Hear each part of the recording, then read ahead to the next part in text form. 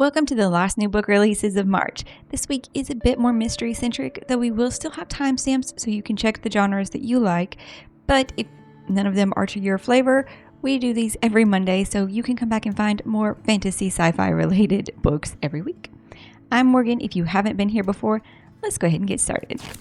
First up this week is mystery, and it's a cozy. How to Solve Your Own Murder by Kristen Perrin. In 1965, teenage Frances Adams is at an English country fair with her two best friends, but Frances's night takes a hairpin turn when a fortune teller makes a bone-chilling prediction. One day, Frances will be murdered. Frances spends a lifetime trying to solve a crime that hasn't happened yet. For decades, no one takes Frances seriously until nearly 60 years later.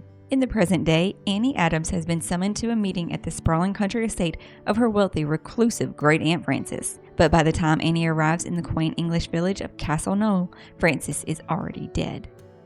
That one sounds quirky and cute, and most of the story, I think, is going to be following Annie as she is trying to put the pieces together there. From there, we look at our thrillers. Everyone is Watching by Heather Gudinkoff.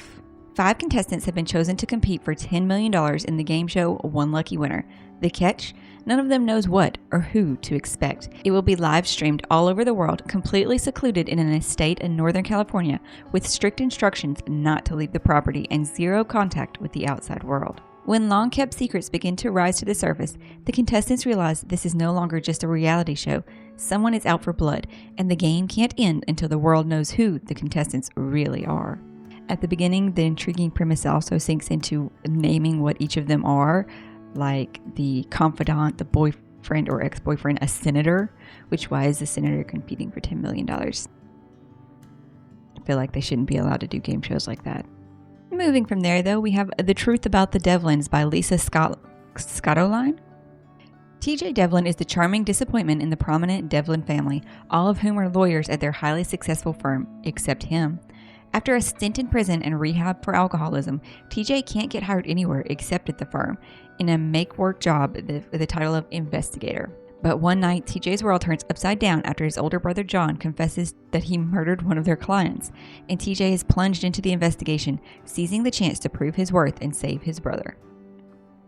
There's more, but I feel like that gives stuff away. Then we actually have a horror this week that I think is on a lot of people's anticipated releases. This is The Angel of Indian Lake by Stephen Graham Jones. It's the end of the trilogy that started with My Heart is a Chainsaw. In that one, you are following Jade Daniels as an angry half-Indian outcast with an abusive father, an absent mother, and an entire town that wants nothing to do with her. She lives in her own world, a world which protection comes from an unusual source, horror movies, especially the ones where a mass killer seeks revenge on a world that wronged them. And Jade narrates the quirky history of Prufrock as if it is one of the movies. But when blood actually starts to spill into the waters of Indian Lake, she pulls us into her dizzying encyclopedic mind of blood, mass murderers, and predicts exactly how the plot will unfold. And then The Angel of Indian Lake is the final installment in the most lauded trilogy in the history of horror novels, picked up 4 years after Don't Fear the Reaper, as Jade returns to Prufrock, Idaho to build a life after the years of sacrifice.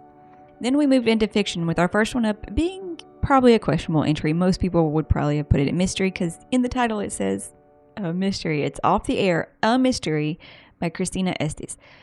But having read the copy before, the advanced copy, I consider it going in fiction, mostly because the main character is not trying to solve the murder. She's just trying to do her job before the other reporters get the scoop. Jolene Garcia is a local TV reporter in Phoenix, Arizona, splitting her time between covering general assignments, anything from monsoon storm to newborn giraffes at the zoo, and special projects, which she loves the special projects. She wants to be, a reporter. She doesn't want to be covering which dry cleaner can get the spaghetti stains out the best. Now, word has gone out, though, that radio host, who's a very controversial radio host, and he actually is broadcast, I think, nationwide, Larry Lemon has died. And all of the reporters, of course, swarmed the radio station, but they don't know if it was a suspicious death or just a normal death because he was older and overweight and bad health. And Jolene is the one lucky enough to have done his final interview before his passing, so she should have an advantage. But she keeps getting scooped by her nemesis, by the national news crew that comes in to cover it too. And off she goes, though, into making sure her station stays ahead and chasing down leads of who was there and who had contact. But yeah, she's not really solving the murder. She's just trying to get interviews that are exclusive. That's why I want to put it in fiction instead of a mystery. We will move on, though, to Sleeping Giants by Renee Dinfield? Yes. 20 years ago, a 9-year-old boy was swept away by powerful waves on a remote Oregon beach, his body lost to the sea. Only a stone memorial remains to mark his tragic death. For most of her life, Amanda DeFrance had no idea she had an older brother named Dennis Owens, or that he had died. Adopted as a baby, she learned about him while looking into her late birth mother, and is curious to know more about this lost sibling. A solitary young woman, Amanda has always felt distance from the world around her. Her brain works differently from others, leaving her feeling set apart. Her one true companion is the orphan polar bear she cares for working at the zoo. By getting to know her birth family, she hopes to understand more about herself. And it looks into some really sad stuff. So be prepared. Then we have a contemporary YA called Icarus by Kay Ancrum. Icarus Gallagher is a thief. He steals priceless art and replaces it with his father's impeccable forgeries. For years, one man, the wealthy Mr. Black, has been their target in revenge for his role in the death of Icarus's mother. To keep their secret, Icarus adheres to his own strict rules to keep people and feelings at bay. Don't let anyone close. Don't let anyone touch you. And above all, don't get caught. Until one night he does, not by Mr. Black, but by his mysterious son, Helios, now living under house arrest in the Black Mansion. Instead of turning Icarus in, Helios bargains for something even more dangerous, a friendship that breaks every single one of Icarus's rules. We end the week on our Romantasy. It is The Emperor and the Endless Palace by Justinian Hong. I actually found this one from his Instagram as he's describing things about the book, and it is hilarious. Not that the book is supposed to be funny like that, because it is a romantasy. It's just him talking to people who've complained about the book. I highly recommend you check that out. His author's note, though, it says, The Emperor and the Endless Palace is a heart-pounding romantasy full of shocking twists, morally shifty characters, and erotic thrills. When it comes to the romance within this novel, you can expect equal parts mess and swoon, but its central thread is an epic tale of true love against all odds.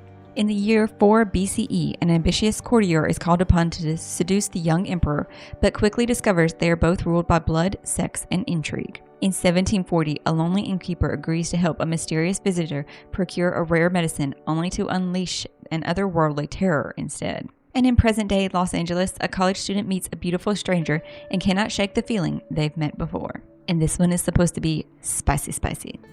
Like, super spicy, he said. So be prepared. Those are all the ones for this week's another short list. I still hope you were able to find something maybe to add to your TBR, or at least that you like my style enough. You'll subscribe and come back to Monday's new releases next week.